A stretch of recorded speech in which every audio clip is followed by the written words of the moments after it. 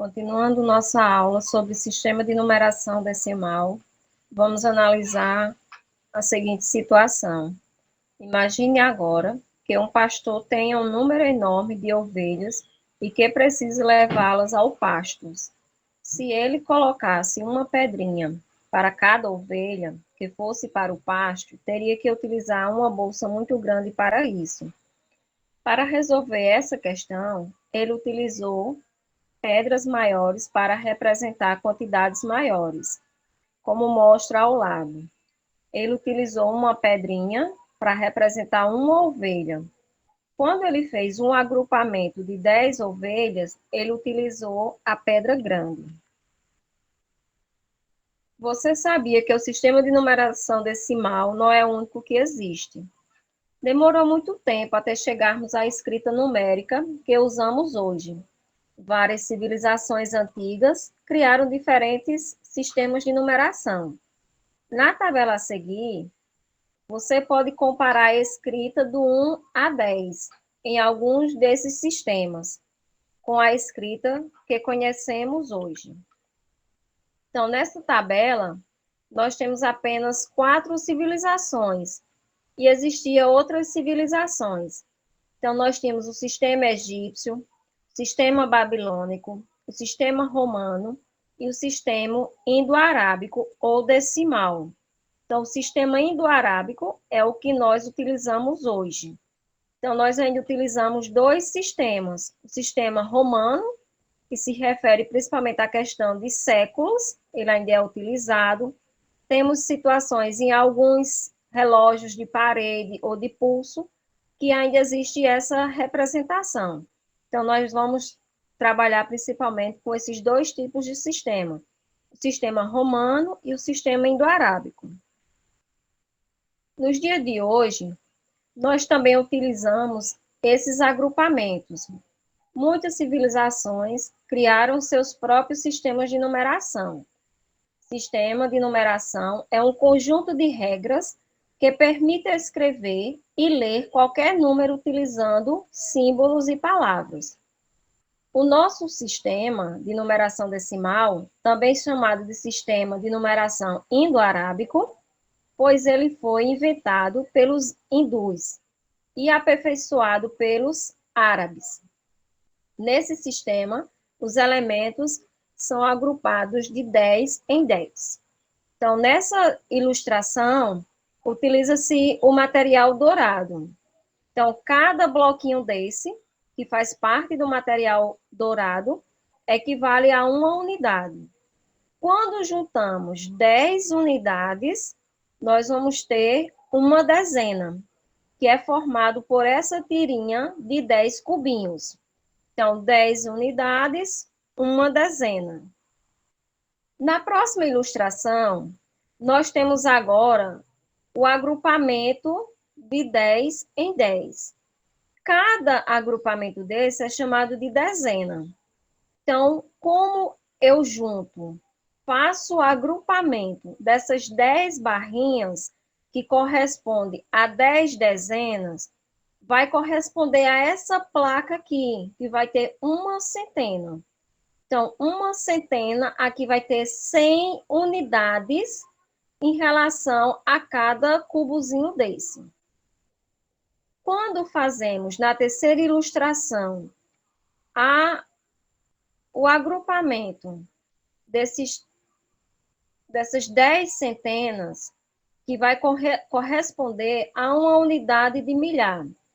E quando nós juntamos essas 10 centenas, a próxima imagem que forma é um cubo.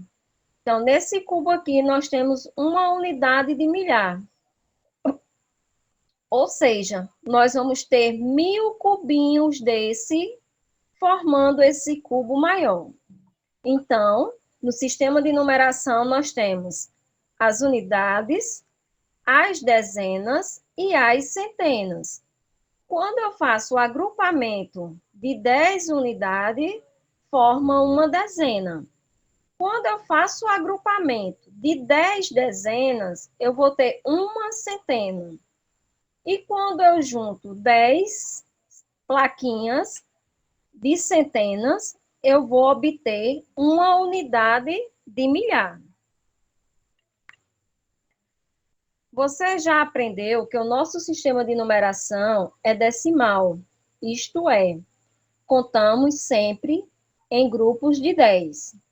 Esse costume vem, sobretudo, do fato de o ser humano ter aprendido a contar usando os dedos das mãos. A palavra decimal é de origem latina, des, que significa 10. É por esse motivo que o sistema de numeração é chamado de sistema de numeração decimal. Nessa ilustração, a gente vai ter a representação de alguns números em relação às suas colocações. Então, o primeiro diz: escreva o número correspondente à imagem que apresenta o material dourado. Então, essas pecinhas, ele corresponde ao material dourado. E com isso, a gente vai responder essa questão aqui. Então, o que é que eu vou observar? Eu tenho uma tira. Essa tira ela é composta por 10 cubinhos. Então, no caso aqui, eu vou ter 10 unidades. Mas eu tenho 4 cubinhos que representam a unidade. Então, vai ser 10 mais 4. Quando se faz a soma dessa barra com esses cubinhos, eu vou ter 14 o resultado. Que eu peguei o 10, que corresponde a essa barra, e somei a essa unidade que representa cada cubinho. Como eu tenho 4 cubinhos, então eu vou ter 4 unidades. Na segunda, a gente vai ter essa representação. Então, se eu tenho 2 barras de 10, então eu vou somar 10 mais 10 é igual a 20, que corresponde à soma dessas 2 barras que tem cada uma 10. E eu vou observar quantas unidades eu tenho. Então, como eu tenho 2 cubinhos, então eu tenho minha unidade 2. Quando fizer a soma de 20 mais 2, então eu vou encontrar o meu resultado, que vai ser 22. Então, eu representei na questão usando o material dourado e vocês estão vendo a resposta usando os símbolos matemáticos. Que os símbolos matemáticos são utilizados os sinais de operações, os sinais de igualdade e de diferenças e os números que utilizamos para representar essa linguagem matemática. Na terceira situação, nós vamos observar que eu tenho essa placa. Então, essa placa, como nós vimos no slide anterior, ela equivale a uma centena. Então, uma centena equivale a 100. Mas eu tenho agora 3 tirinhas.